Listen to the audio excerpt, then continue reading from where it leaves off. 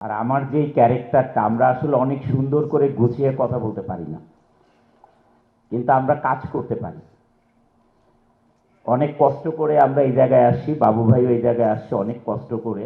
আমাদের মধ্যে সততা আছে, বাবু ভাইয়ের মধ্যে সততা আছে। বাবু ভাইয়ের মুখ দিয়ে কি বলবে না বলবে আমি জানি না, বাবু ভাইটা আমি বলে দিই যে ওনার মধ্যে সততা আছে, অনেক কষ্ট করেন, অনেক কাজ করেন, মিথ্যার ধারধারি নাই। টাকা পয়সা ইউক্রেন যুদ্ধের পর থেকে আসলে আমরা টাকা পয়সার প্রবলেমে আছি। সেটা আমাদের দেশের কোনো পলিটিক্যাল প্রবলেম না, এটা ইন্টারন্যাশনাল মার্কেটের প্রবলেম। ইন্টারন্যাশনাল মার্কেটে ইউক্রেন যুদ্ধের পরে যেভাবে ধস নেমেছে অর্থনীতিতে, গার্মেন্টসে এসে এটার মানে আমরা ভোগ করতেছি এই কষ্টটা গার্মেন্টস মালিকরা। 2023 সালে ডিসেম্বরে একসাথে 54% থেকে 60% বেতন বেড়ে গেল গার্মেন্টসে। একই সাথে গ্যাস বিল 12 টাকার থেকে 32 টাকা 50 পয়সা পার ইউনিট বেড়ে গেল।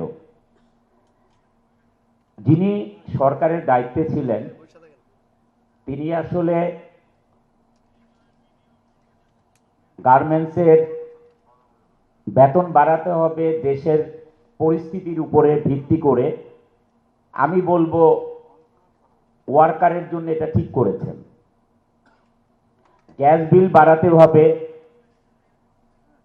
গ্যাসের দাম বেড়ে গেছে ইন্টারন্যাশনাল মার্কেটে, আমরা গ্যাস ইম্পোর্ট করে আনি, আমি বলবো ঠিক করেছেন।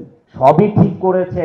ওয়ার্কারের জন্য 39টা সংস্থা আছে বাংলাদেশে, 39টা সংস্থা যারা নাকি যে প্রতিদিন চেক করে, আনঅ্যানাউন্সমেন্ট অডিট চেক করে আমরা 7 ওয়ার্কিং ডেতে বেতন দিয়েছি কিনা, যার 1 বছর পূরণ হলো তার 5% ইনক্রিমেন্ট হলো কিনা, গভর্নমেন্ট থেকে যতগুলো সার্কুলার দেওয়া হয় এই সার্কুলারগুলো ওয়ার্কারের জন্য বাস্তবায়িত হচ্ছে কিনা, প্রত্যেকটা জিনিস চেক করার জন্য 39 সংস্থা বাংলাদেশে আছে।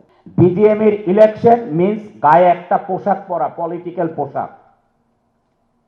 এই পলিটিক্যাল পোশাকটা যারা পরেন না তারাই সত্যিকারের বিজিএম এর মেম্বার, এবং বিজিএম এর যারা ইলেকশন করবেন তাদের মধ্যে থেকে আসতে হবে যে আমি এই পলিটিক্যাল পোশাক পরার জন্য বিজিএম এর ইলেকশনে আসি নাই। কারণ এটা একটা রাস্তা দেখানো যে পলিটিক্যাল, কারণ এটা বাংলাদেশের অর্থনীতির চাকা এই বিজিএমই দিয়ে ঘুরে। বিজিএমই বিকেএমই এই দুইটা সংস্থা দিয়ে বাংলাদেশের অর্থনীতির চাকাটা রোল করে। গার্মেন্টস মালিকরা হাসির পাত্র হয়ে গেছে। গার্মেন্টস মালিক এই তারিখের মধ্যে বেতন না দিতে পারলে তাকে অ্যারেস্ট করা হবে। What is this? এগুলো গার্মেন্টস মালিকের কোন বেটা শিখাইছে যে একজন গার্মেন্টস ওয়ার্কারের সাথে 4 জন লোক জড়িত? বাংলাদেশে একজন ওয়ার্কারের সাথে 1 লক্ষ লোক জড়িত, 1 লক্ষ লোক জড়িত। তার সংসারের চিন্তা করলে হবে। এই গার্মেন্টসের সাথে বাংলাদেশের অলমোস্ট প্রত্যেকটা ইন্ডাস্ট্রি জড়িত গার্মেন্টসের সাথে।